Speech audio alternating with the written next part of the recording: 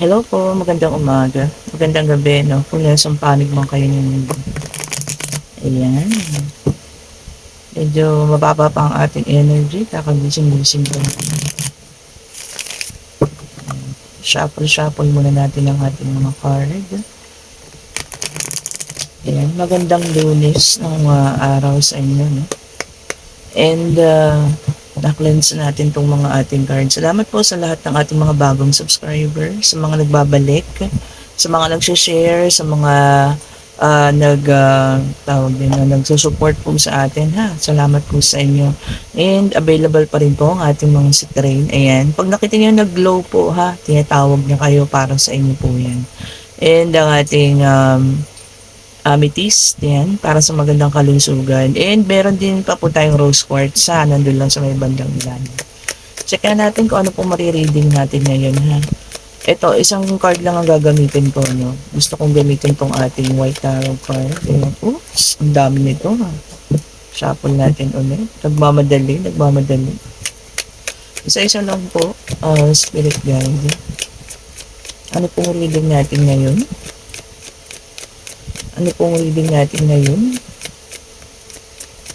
Tignan natin. Isa lang tong ating gagamitin, ha? Try ko lang na subukan. Okay, the Fool. See? Iba rito sa inyo, makakaramdam ng gusto muna ng freedom, para sa sarili. Ayan, gusto lang muna ng pag-iisa, pag-iisip. Ayan, gusto ng sarili lang muna yung iniintindi, ha? Ayan, gusto muna umalis sa isang sitwasyon. Siguro may mabigat na nangyayari ngayon, Ayan, ang reading pala natin ngayon ha, maaaring nakaresonate ang ilan sa inyo, ang ilan naman ay hindi. So, pulutin nyo na lang po yung para sa inyo ha. Okay po, and the Knight of Swords. O, ang iba naman, may mga taong magre-reach out po sa inyo ha. Ayan, so kung merong makakaresonate dyan, tignan-tignan nyo na lang ha.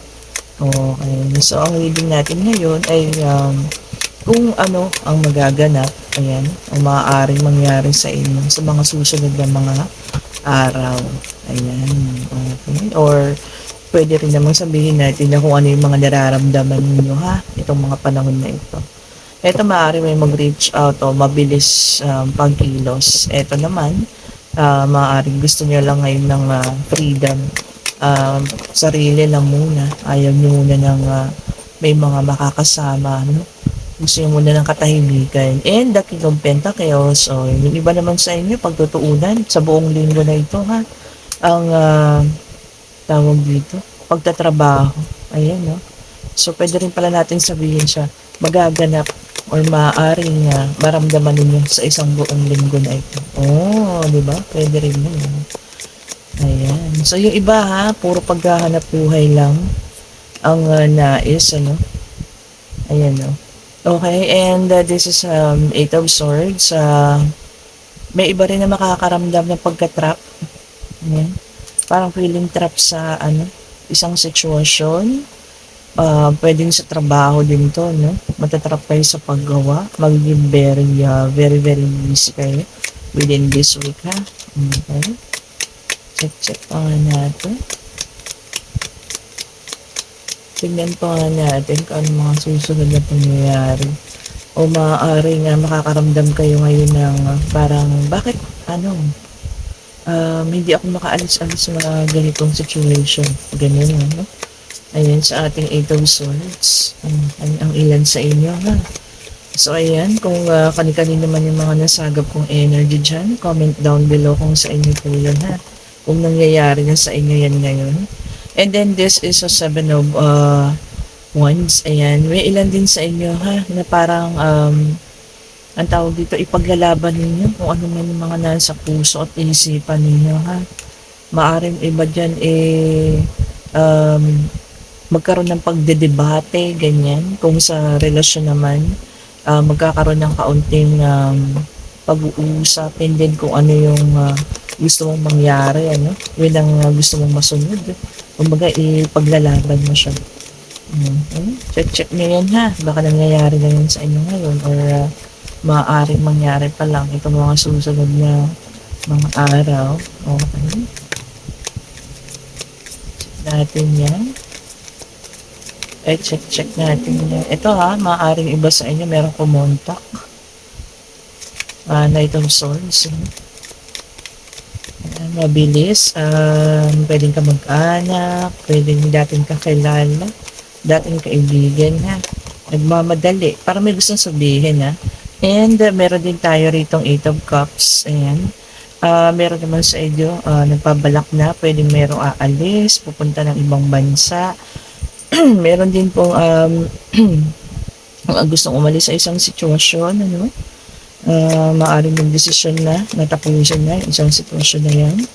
Kung sino naman sa inyo yan. Or, yung iba naman, pwedeng aalis, literal na aalis sa isang trabaho, magre-resign na, ano? Papaalam na, pupunta na sa, or maaaring naka-apply na sa iba. Yan, so, depende na lang po, ha? Kung sino naman, ano man yung situation din naman. Okay. Tingnan pa nga natin. Ito ha, pwede natin sabihin ang magaganap o maaaring mangyari sa mga susunod na araw. Okay. Check nyo po ha. And isang card na ang ginamit natin, which is ang ating White Tarot. Flip na yun. Okay, and this is an 8 of Pentacles. Focus talaga. Tumapat talaga sa King of Pentacles ha. Yung iba focus lang sa work mode ngayon, work. Yan ang nasa isip, puro paglago ha, puro sa financial stability. And meron din tayong 2 of Cups. Maaaring iba sa inyo ngayon ha, meron magpapakasal na, lalagay sa tahimik. Maaaring iba rin makikilala na yung kanilang soulmate, kasi this is a soulmate card, 2 of Cups ha. So doon sa mga nag-aantay dyan, yung mga single natin dyan ha, no gender specification, babae, lalaki, LGBTQ, ayan, maaaring within this week, makikilala nyo na, ha? Okay, makikilala nyo na ang inyong ka-soulmate. And yan din po ay po pwedeng meron magpapakasal na, ha? Anyway, this is June pa naman, ano? So, marami pa rin nagpapakasal ng month of June. Ayan. So, ayan, kung curious kayong malaman, ha, panoorin nyo itong ating video o ano-ano yung magaganap. Ayun, nag-flip yun, maari. And Page of Swords. Kung sa relationship ha, meron ka ipaglalaban dito. Kung may meron kang pinaproblema sa karelasyon, ano, o maraming nasasabi yung ibang tao tungkol sa karelasyon mo, ipagtatanggol mo siya, ayan. Kita mo naman may hawak na espada ha. Or kung meron naman tawag dito nagsasabi na hindi kayo dapat or hindi kayo ganun ganyan, ipaglalaban mo po kung ano yung relasyon na meron kayo ha. Kung sa trabaho naman, ganun din, ano, kahit nahihirapan ka na, sige, tuloy pa rin, ilalaban mo pa rin ang paghahanap buhay na yan ha. Okay, ito yung mga mangyayari, pagaganap ha, kunin lamang at pulutin yung para sa inyo, then itapon yung hindi po. Okay, hindi po lahat makaka-resonate ha, pero hopefully kahit isa sa mga situation na to, no, na maaaring maganap ay makaresonate po kayo. Okay po.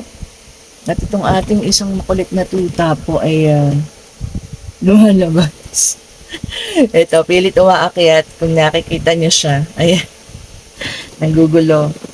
Aba muna natin to. Diyan ka lang, baby. Ginulo pa yung ating card. Ayan, makulit na tuta. Okay, check pa nga natin. Alam niyo, marami tayong alaga rito. Aso, pusa, ayan. Andiyan po sila ha. Ayan po mga sinusuportahan natin. And Page of Cups. Okay, Page of Cups talaga, meron po talaga isang magre-reach out, ano. Ayun, may dalang offer. Gusto niyo kayo makausap. Gusto po kayo makausap ha, ng taong ito, kung sino man yun. Okay, hindi ko ba sabi kung yan ay fix ba yan or something, pero gusto kayo makausap. And the Tower. Okay, so the Tower, ano, meron naman dito sa inyo makakaranas ng sobrang tightening ngayon ha, sobrang higpit sa budget. The Tower, so kailangan konting tipid-tipid po ha. And kung sa relationship naman, merong sisingit dyan na manggugulo sa inyong relationship ha. So, tignan nyo na lang, maaaring merong magpaparamdam dyan na sa ano niyo, sa partner niyo ha. Guguluhin yung situation niyo. So, check niyo lang po ha. Okay, sige po, wait lang. Tignan natin ito. Okay, kasi naman po ang makaka-resonate sa mga situation na ito, no? Na maaaring maganap sa mga susunod na panahon. Comment down below. Ayan. Naisip ko lang kasi, sabi ko, teka muna, paanda rin natin ang ating white tarot card naman. And meron tayo ditong Nine of Pentacles o abundance po. May parating din. This is abundance and financial, ano. Merong darating sa inyo. Merong iba dyan na may parating na big sum of money. Ayan, kung meron kayong inaasahan na manggagaling sa ibang bansa. Ayan, ha. Okay po, may parating. And meron talagang magkakaroon ng reunion, ha. Meron din iba, may pupuntahang birthday celebration, graduation, kasal, binyag. And meron talagang iba rito na may makikipagkita or magkakaroon ng union. Maaaring sa ex yan, maaaring sa kamag-anak. Magkakaroon ng literal na reunion. Ayan po, ha. Depende na lang, case-to-case basis. And comment down below po kung ano yung sa palagay niyo yung sa inyo dyan. Ha? Pwede mga baby shower yan, mga ganyan. Or basta po merong isang pangyayari or event na meron kayong pupuntahan.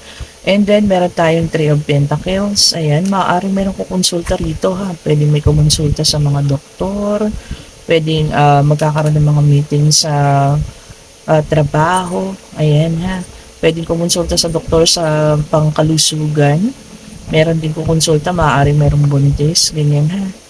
Okay to. Basta makikipag-usap sa mga professional. Ayan. Check nyo na lang kung kayo yan ha. Okay. And salamat po ulit sa mga bibili sa atin ng mga ano ha, bracelet po. Ayan, salamat din po sa mga patunay ninyo na talagang nakakatulong po siya ha. And sa nagmamanifest po dyan. Thank you so much po. And sa ating healing oil ayan, talagang naman. Meron nga ako ni-reading nung Sunday eh. So, ayun po kalalagay ko pa lang, kakakaayos ko pa lang ng healing oil nilang dalawa.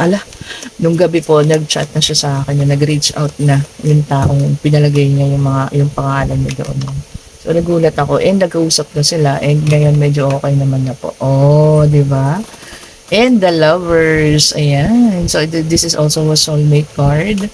So, ang iba talaga sa inyo, no, makikipag-ayos, no, kung meron man naging problema ng mga nakakaraang araw, aayusin yan. The lovers po yan, ha.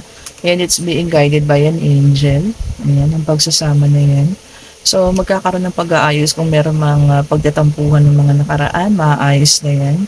And meron din tayong Ten of Wands. Sa Ten of Wands naman natin, meron pa rin iba sa inyo na aalala yung mga nakaraan kung saan minsan nakakaramdam pa rin ng sakit ha. Ayan, no, sobrang nakakaramdam pa ng bigat, no? Yung mga nakakaraan kasi pag minsan nakala mo tapos na eh, no?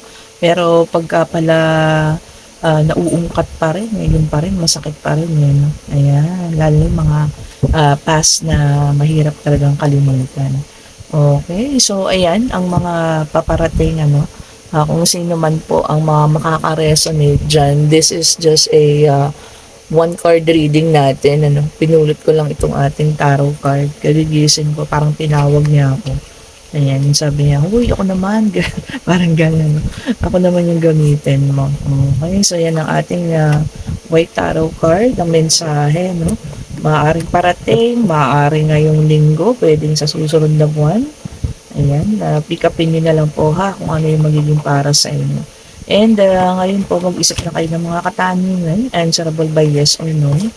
Pwedeng sa career, sa love life, pwede pong financial, ayan, pwedeng pangyayari, pwedeng sa school, kung ano man po ang inyong maisip, ayan.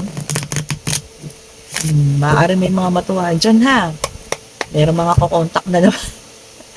Pwedeng ex, ayan, spirit guide, ano po ang kasagutan sa kanilang mga katanungan. Ang ganda ng ng ating card to. Ayos na ayos. Isa lang po ha. Bigyan mo po kami ng isa lang. Isa lang po. Yung ibigay mo po sa amin. Ay, isa lang, ayun, talagang naging siya, eh, siya talaga. Yes po, kung ano man ang inyong tinanong, ano, yes po ang kasagutan. Eh, meron tayong number 1, maaaring maganap sa July 1, August 1, September 1. So, kung ano man po yung inyong katanungan, ha. And sinabi po rito, this is the magician. Ang the magician po kasi, it is a major arcana na ang ibig sabihin niyan ay maaaring parating, no? Sabi rito, kung ano man yung mga parating, maaaring tayo rin ang makapagpabago kung ano man po yung mga mangyayari, ha. The magician, kasi kita niyo siya yung may gawa ng lahat po. Nagagawa niya yung lahat. Kasi nandiyan sa kanya yung cups, nandiyan sa kanya yung pentacles, ang sword and wands. Okay, so tama naman. So kung ano man daw po yung parating, pwede naman natin, kung mga sa palagay ninyo hindi magiging maganda, maaari kayo naman yung mag-iba. Pwede nyo ibahin po ha yung mga pangyayari. Depende na lang po sa inyo, sa kakayanan ninyo, no? Kunyari, kung may taong parating sa inyo at ayaw nyo namang makausap, yun lang po, no? Kung mag-reach out sa inyo, di huwag nang entertainin, di ba? Kung gusto nyo naman, di, nasa sa inyo na po kung gusto nyo kausapin ng tao.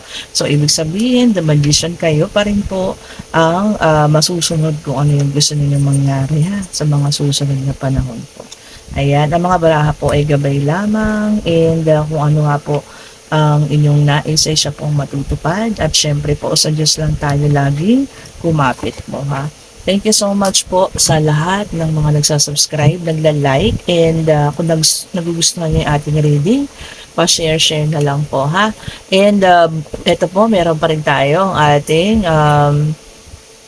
tawag dito si Trin, ayan. Kung nag-glow po siya sa tingin ninyo ha, at nakita niyo umiilaw, tinatawag niya po kayo po ang gusto niya. And ganun din, same thing sa ating amethyst, no? And ang ating money amulet, kung sino yung gusto ng pampaswerte, ano, dito po ang money amulet yan. Kakausapin niyo lang yan everyday. At syempre ang ating pong mga evil eye, pangontra sa malas at sa mga kung ano-ano pa ha na mga masasamang iniisip sa atin ng mga kung sino-sinong tao dyan. Thank you so much po sa panonood. God bless po. Have a great day and stay safe po palagi. Bye-bye po.